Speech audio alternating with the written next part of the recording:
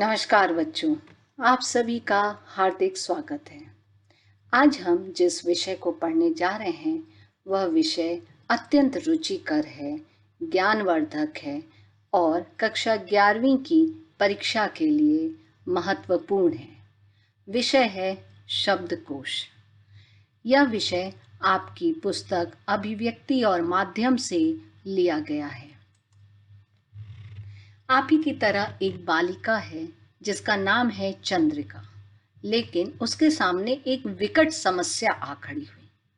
वह एक पुस्तक पढ़ रही थी और पुस्तक पढ़ते समय चंद्रिका को एक शब्द विदग्ध का अर्थ समझ में नहीं आया, तो उसकी पुस्तक आगे पढ़ने की जिज्ञासा समाप्त हो गई और वह उस शब्द का अर्थ जानने के लिए परेशान हो गई। मन ही मन सोचने लगी इस शब्द का क्या अर्थ है, और घर में उसकी जो दीदी थी वह भी नहीं थी जिससे वह इस प्रश्न को पूछ सके, और इस समस्या से चिंताग्रस्त होकर चंद्रिका बैठी हुई थी। तभी वहां एक शब्द परी आती है। शब्द परी उससे बोलती है कि क्यों बैठी हो शोक में, आओ तुम्हें ले चलूं शब्दकोश के लोक में, और उसे शब्दकोश की दुनिया में लेकर के जाती हैं। शब्दकोश लोक की सैर कराते हुए वे अलग अलग शब्दकोश दिखाती हैं और बताती हैं कि शब्दकोश एक बहुत ही सुंदर शब्दों का लोक है जहाँ अलग अलग तरह के शब्द हमें देखने को मिलते हैं। चंद्रिका को वह बताती हैं कि शब्दकोश शब्दों का खजाना है। इसमें एक भाषी समुदाय में प्रयुक्त होने वाले शब्दों को संचित किया जाता है। शब्दकोश में शब्दों की व्युत्पत्ति अर्थात वो शब्द कहाँ से उत्पन्न हुए, स्रोत, लिंग, शब्द रूप एवं विभिन्न संदर्भ ग्रंथों के विषय में सूचना दी जाती है। तो शब्दकोश में न केवल आप शब्द का अर्थ सीखते हैं, बल्कि उस शब्द के विषय में एक व्यापक जानकारी आपको मिलती है। पर शब्दकोश देखने के लिए सबसे जरूरी है कि आपको हिंदी वर्णमाला का ज्ञान होना चाहिए। हिंदी वर्णमाला में जैसा कि आपको पता है कि स्वर और व्यंजन दो होते हैं।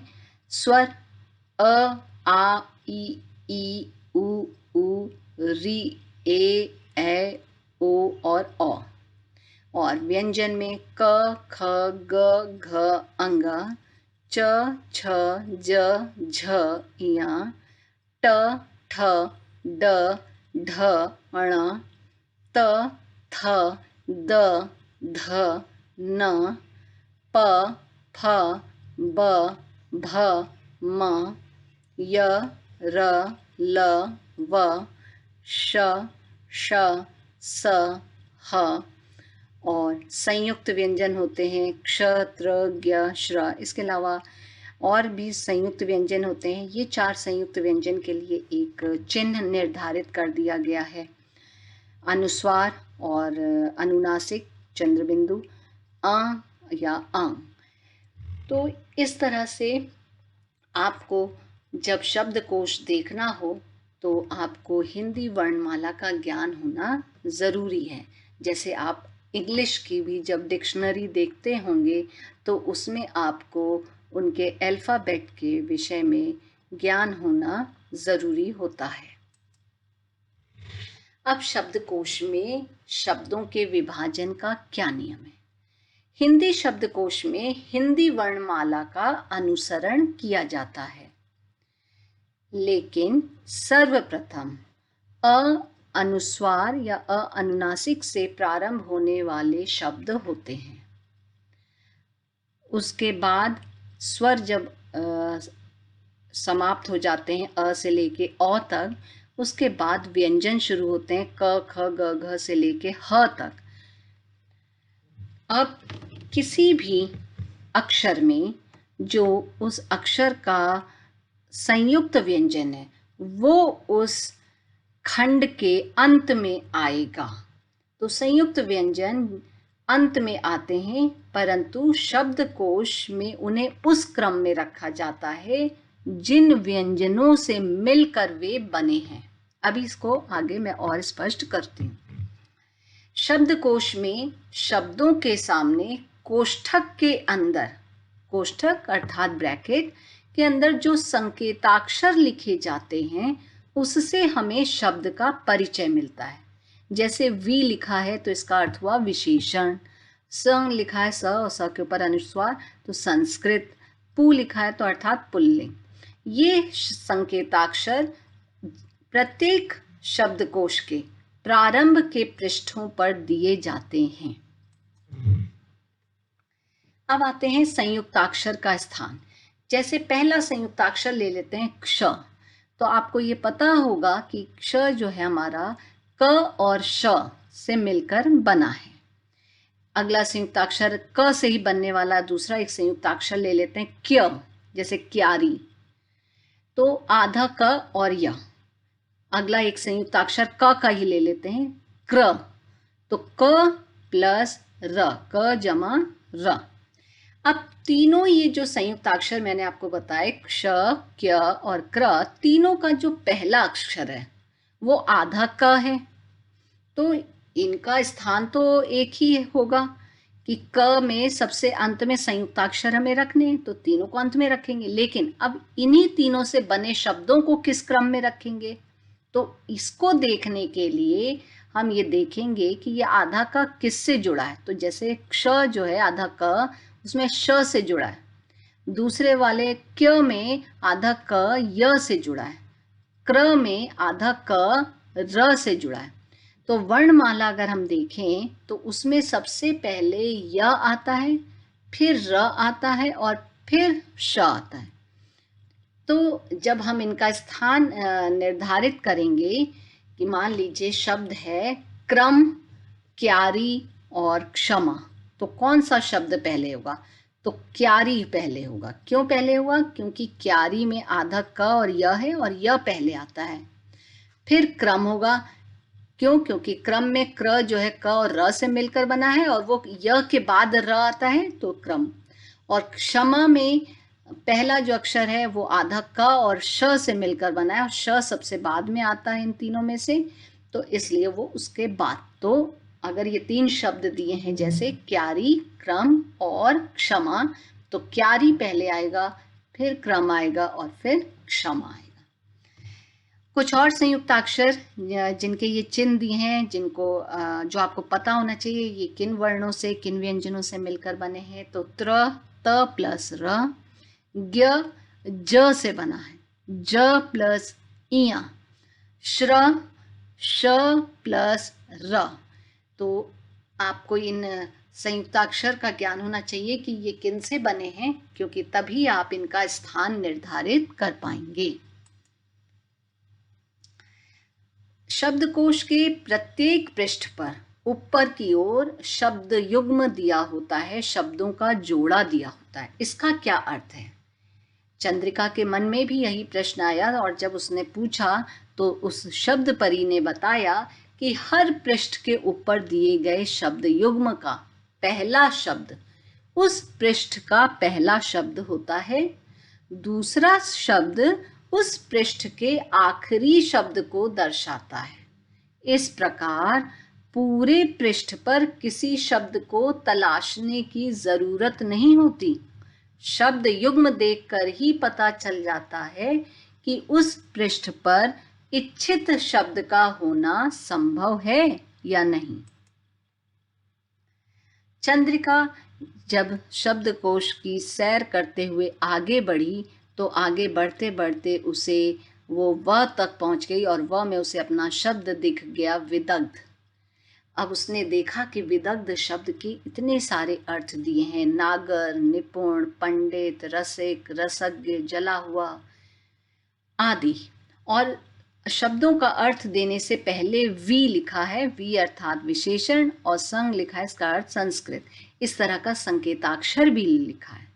तो शब्द परी ने बताया कि इस लोक में शब्दकोश का जो संसार है, इसमें हर भवन के बाहर तो यहाँ भवन से मतलब है शब्द अक्षरों से, कि हर अक्षर से पहले संगमरमर की पट्टिका होती है जिस पर शब्द का परिचय होता है। यह जरूरी है कि शब्द से मिलने और मित्रता करने के पहले तुम उसके बारे में पहले से ही जान लो। चंद्रिका ने कहा, शब्द परी, तुमने शब्द के अर्थ को लेकर तो मेरी समस्या सुलझा दी। मैं देख रही हूं कि विदग्ध शब्द के कई अर्थ दिए हुए हैं। किसी लेखन में जहां जैसा संदर्भ होगा वहां वैसा ही अर्थ लागू होगा। मगर एक बात समझ में नहीं आई। तो उसने पूछा, वह क्या? कि संगमरमर की पट्टिका पर तो कुछ संकेताक्षर भी लिखे हैं, उनके क्या अर्थ हैं? शब्द परी बोली, वी का अर्थ है कि विदग्ध एक विशेषण है। पु से यह अभिप्राय है कि यह शब्द पुल्लिंग है, और संग लिखा है से यह मतलब निकलता है कि विदग्ध जो है वो संस्कृत का शब्द है। तो इस तरह से प्रत्येक शब्दकोश के जो का प्रथम पृष्ठ होता है, उस प्रथम पृष्ठ पर संकेताक्षर की सूची दी गई होती है। तो अब आप जब भी कोई शब्दकोश हिंदी का खोलें तो उसमें पहला पेज देखेंगे तो आपको ये संकेताक्षर मिल जाएंगे, और ये संकेताक्षर उस शब्द के बारे में हमें पूर्ण परिचय दे देते हैं। आगे शब्द परी ने बताया कि शब्दकोश की तरह ही अन्य कोश भी होते हैं। कोश का अर्थ खजाना, तो अन्य खजाने भी हैं। कौन कौन से? तो उसने बताया कि पहला विश्व ज्ञान कोश। विश्व ज्ञान कोश भी शब्दकोश की तरह ही होता है, जिसमें उसके अर्थ के अलावा उस विषय की संक्षिप्त जानकारी भी दी जाती है।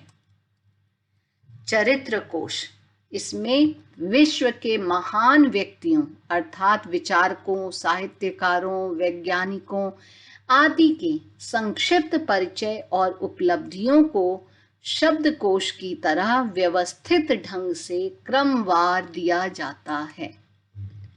साहित्य कोश, इसमें साहित्य से संबंधित विषयों की जानकारी क्रमबद्ध रूप से प्रस्तुत की जाती है। संदर्भ ग्रंथ, विश्व ज्ञान कोश, साहित्य कोश और चरित्र कोश को संदर्भ ग्रंथ कहते हैं, जिसे आप अंग्रेजी में रेफरेंस बुक कहते हैं। साहित्य ग्रंथों में मानव द्वारा संचित ज्ञान को संक्षिप्त रूप से प्रस्तुत किया जाता है। इसमें भी शब्दकोश के नियम ही लागू होते हैं। संदर्भ ग्रंथ जो है गागर में सागर के समान है। अब हम एक उदाहरण जिसका हल करके यहाँ पर अभ्यास कर लेते हैं कि नीचे कुछ शब्द दिए हैं, इनको आपको शब्दकोशीय क्रम में लगाना है। परीक्षण, परिक्रमण, परिक्रम, विश्वामित्र, हिमाश्रया, हृदयंगम, ग्वालिन, घंटा, योगांत, घटक, घट, इच्छित, इच्छुक, अंत, अकंपित, आवृष्टि, उदाहरण, उद्योग, जिज्ञासु। अब हम इन सभी शब्दों का पहला अक्षर देखेंगे। तो जैसा कि नियम बताया कि सबसे पहला जो अक्षर होना चाहिए शब्दकोश में, जहाँ से शुरू होता है शब्दकोश, वह है अनुस्वार का। तो अंत शब्द में पहला जो अक्षर है वो अनुस्वार का है। तो यानी सबसे पहले जो शब्द हमें मिलेगा वो मिलेगा अंत। उसके बाद हम देखेंगे अगला स्वर आ रहा है अ। तो अ से हमें मिल गया अकंपित, तो अगला शब्द होगा अकंपित। उसके बाद आ, तो आ से अगला स्वर हमें मिल गया, अगला स्वर है और उससे शब्द मिल गया आवृष्टि, तो अगला शब्द आवृष्टि। उसके बाद ई, तो ई से हमें यहाँ पे दो शब्द मिल रहे हैं, इच्छित भी है और इच्छुक भी है। अब कौन सा इन दोनों में से पहले आएगा? तो ई तो दोनों में समान है, उसको छोड़ दीजिए। अगला शब्द, अगला अक्षर देखिए, तो आधा च और छ, आधा च और छ दोनों में है, लेकिन आधा च और छ में एक में छोटी ई की मात्रा लगी है और एक में छोटे ऊ की मात्रा लगी है। क्योंकि छोटी ई की मात्रा पहले आती है, इसलिए इच्छित शब्द पहले आएगा और उसके बाद इच्छुक शब्द आएगा। उसके बाद ऊ से उदाहरण, और उसके बाद उद्योग, फिर ग्वालिन, ग्वालिन आएगा क्योंकि ग का और कोई ग वर्ण का कोई और शब्द दिख नहीं रहा है, तो आधा ग वाला हम ले लेंगे, ग्वालिन। फिर घ शुरू होता है, तो घ के 3 हमें यहाँ शब्द दिख रहे हैं, घंटा, घट और घटक। तो कौन सा शब्द इन तीनों में पहला आएगा? तो अनुस्वार वाला आएगा, ये हमने पढ़ा। तो घंटा, घ में अनुस्वार लगा है तो घंटा पहले आएगा। उसके बाद घट, क्योंकि ये शब्द ट के बाद खत्म है, और अगला शब्द होगा घटक। अब इसके बाद घ के बाद जो अगला अक्षर इसमें जो दिए गए शब्द हैं, इनमें से अगर देखें तो जिज्ञासु, ज आएगा, तो इसलिए जिज्ञासु हम लिख लेंगे। उसके बाद हम अक्षरों को देखना शुरू करेंगे बचे हुए शब्दों में से, तो प अक्षर मिलेगा कि प बाकी सब में पहले आ रहा है, लेकिन प के तो 3 अक्षर हैं। अब क्या किया जाए? तो प तो तीनों में समान है, उनको छोड़ दीजिए। अगला अक्षर देखिए, तीनों में परिक्रम में र में छोटी की मात्रा है, परिक्रमण में भी र में छोटी की मात्रा है, लेकिन तीसरा जो परीक्षण है उसमें र में बड़ी की मात्रा है। तो छोटी की मात्रा क्योंकि पहले आती है, इसलिए परिक्रम और परिक्रमण पहले आएगा। अब इन दोनों में कौन पहले आएगा? तो क्योंकि म तक दोनों शब्द एकदम समान है, लेकिन परिक्रम में म के बाद शब्द खत्म हो गया है, इसलिए वह पहले आएगा, फिर परिक्रमण आएगा और फिर परीक्षण आएगा। आगे बढ़ते हैं। अब जो बचे हुए शब्द हैं उसमें य पहले आएगा, तो योगांत य। उसके बाद व, य, र, ल, व, तो व आएगा। तो व से विश्वामित्र एक ही शब्द है, हमें कोई मुश्किल नहीं हुई, लिख दिया हमने। और उसके बाद ह। अब ह में 2 शब्द फिर मिल गए, तो 2 शब्द जब मिले तो इसमें आप देखिए, हिमाश्रया में ह में छोटी की मात्रा लगी है और हृदयंगम में ह आधा है। तो आधा वाला मैंने बताया जो संयुक्ताक्षर होता है वो अंत में होता है, तो हिमाश्रया पहले हो जाएगा और संयुक्ताक्षर है क्योंकि हृदयंगम का पहला अक्षर, तो वो अंत में आएगा। ये कुछ अभ्यास कार्य हैं, आप इन्हें नोट करिए और इन्हें भी करने का प्रयास करिए, और जब आप कर लीजिए तो आप कमेंट बॉक्स में इनके उत्तर लिखकर दिखाइए। धन्यवाद। आशा है कि आपको यह पाठ समझ में आया होगा। आपकी परीक्षा के लिए ढेरों शुभकामनाएं।